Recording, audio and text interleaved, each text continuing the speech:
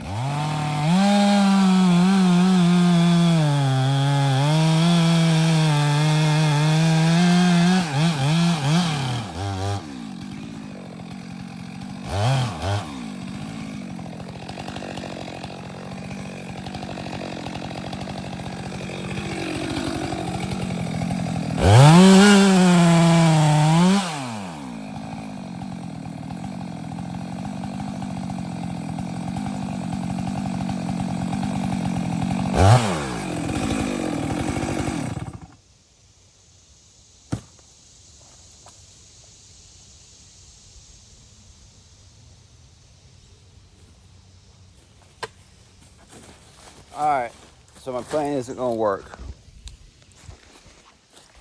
I was gonna notch him out here, put my ball jack in right here, but he's very hollow back here, which I did not realize till I started cutting to him. I just looked at this tree from afar and didn't look on it close. He's hollow. Same thing further up. I was gonna come up, try to find some good meat to jack off of, but he just has a thin layer of solid wood and very rotten on this side. So I don't have any solid wood to jack off of to throw him straight down the hill that way. I do have some good wood on this. I can see where it's kind of dead in here. This outside layer is good and strong. So he's cranking straight that way, pretty hard. I would love to just come straight back that way, would be the safest way to do it. But since I can't, because I don't have anything to wedge off of or whatever, I'm going to try to throw him sideways, which is a little more iffy. If I get it wrong, I got a whole crap ton of fence to deal with there. So let's see if I can get a set up over here.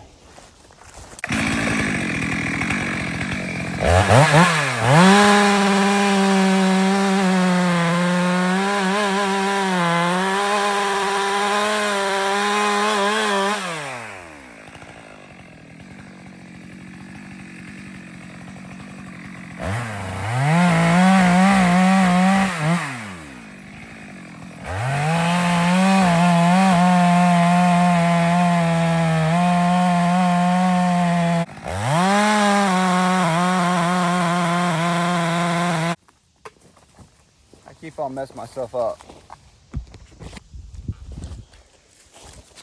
So my plan was just notch it and try to ask it to go that way.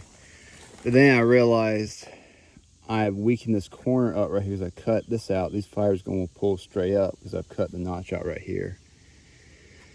So what I've done, I'm going to cut this back up. I'm going to cut this out right here. Let me go ahead and do that and show y'all.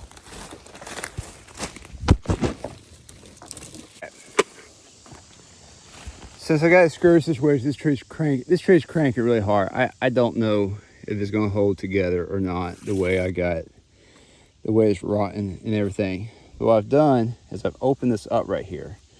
So when these fibers bend, they're not bending so sharply. They're not bending so sharply they won't break off.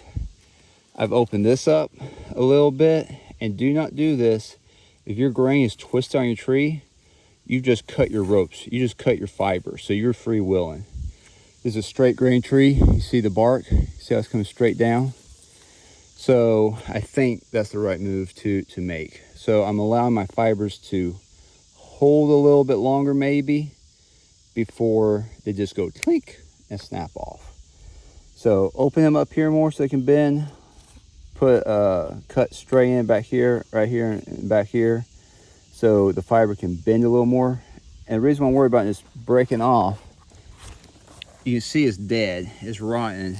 Those are dead rings, and it's rotting in there. And so that dry, rotten wood is going to turn loose a lot more, and it's cranking hard that way. So I'm putting a tremendous amount of stress on this dude when I go acid cut him. There's a good chance I'm going to be doing a bunch of dumb fencing today, which I really don't want to do in 100-degree weather. Call me lazy.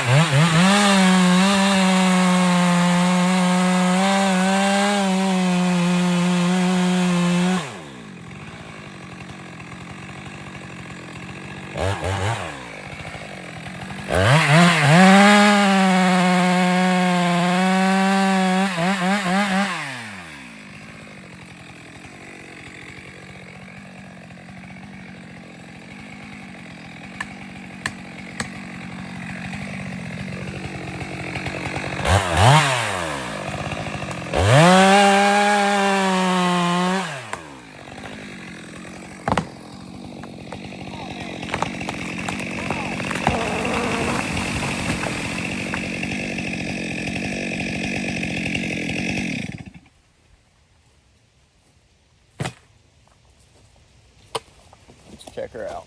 That went extremely well. So, as I realized, this all turned loose where I broke my cut right here, wasn't holding much of anything. I just broke out and gave up. What was really holding is back in here. You see where I cut my saw mark straight through right there and right here. That fiber was bending extremely hard. Cracked the stump back there. All that. So that worked out extremely well for a bad scenario, and I did not have to jack on it. You may be wondering, no, Gus and Boom aren't dead or anything. The hair is getting very long. We're about to trim their feet and mess around with them. But we had a 118-degree heat index the other day, and it's just been high humidity and really hot. So I've been doing a few other things besides asking them to go out there and work in that type of heat. So